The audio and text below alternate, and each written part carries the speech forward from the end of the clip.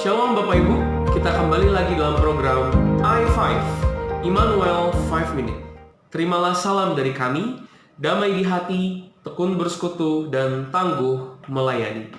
Bapak Ibu dan saudara-saudara yang dikasihi Tuhan, di dalam kehidupan ini tentu kita senantiasa terus mengharapkan berkat dari Tuhan. Khususnya dalam hal ini adalah materi. Bukan semata-mata hanya berdoa, tetapi juga tentu melakukan usaha untuk memperolehnya. Uang makan sehari-hari, kebutuhan rumah tangga, pendidikan anak-anak, bahkan hiburan-hiburan lainnya yang juga menjadi kebutuhan hidup, kita berusaha untuk peroleh. Dalam kenyataannya, tidak semua orang mencari atau berusaha dengan cara yang baik.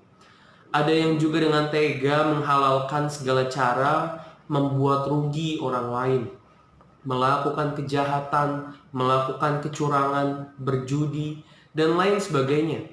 Sebagian orang menjadikan materi sebagai fokus utama dalam menjalani kehidupan. Intinya Bapak Ibu, siapa yang mau hidup bahagia, berkecukupan dalam segi materi, maka harus giat berusaha, giat bekerja, dan giat dalam mengelola materi yang ada. Pembacaan Alkitab pada renungan hari ini sangatlah menarik Bapak Ibu.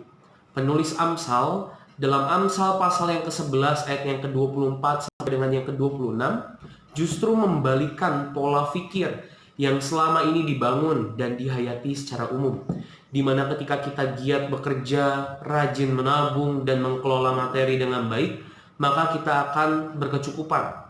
Penulis Amsal justru menyatakan bahwa menyebar harta bertambah kaya, menghemat secara luar biasa selalu berkekurangan. Atau dapat kita pahami juga, ketika kita berbagi, kita menjadi banyak menerima dan berkelimpahan. Ketika kita justru sedikit berbagi, rasa-rasanya apa yang menjadi sebuah kecukupan justru terasa kurang. Mungkin ada sebagian kita yang pernah merasakan hal yang sama seperti yang dinyatakan oleh penulis Amsal, dan biarlah itu menjadi kesaksian iman bagi kita semua Bapak Ibu.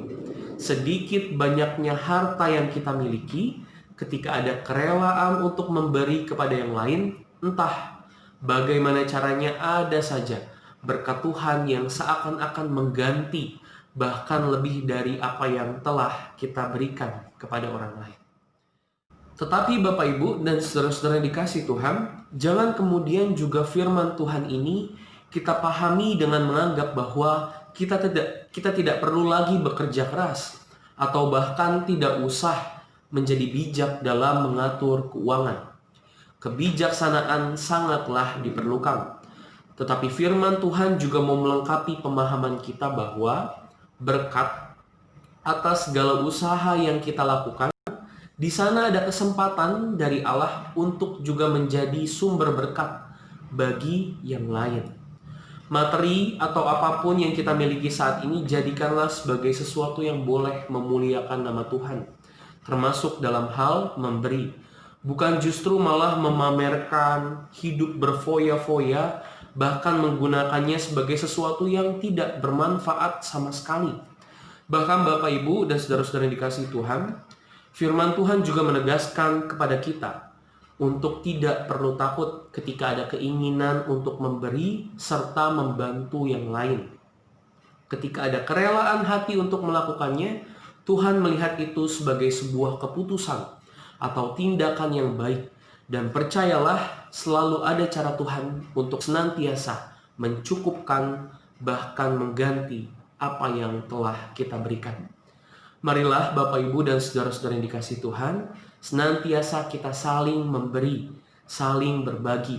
Berkat Tuhan bukan serta-merta turun dari langit. Kita semua, umatnya, dipakai Tuhan sebagai perpanjangan tangan untuk saling menjadi berkat bagi sesama. Sampai berjumpa lagi Bapak Ibu di i5 edisi yang berikutnya. Tetap jaga kesehatan, tetap semangat, senantiasa dekatkan diri kita kepada Tuhan. Tuhan Yesus memberkati kita.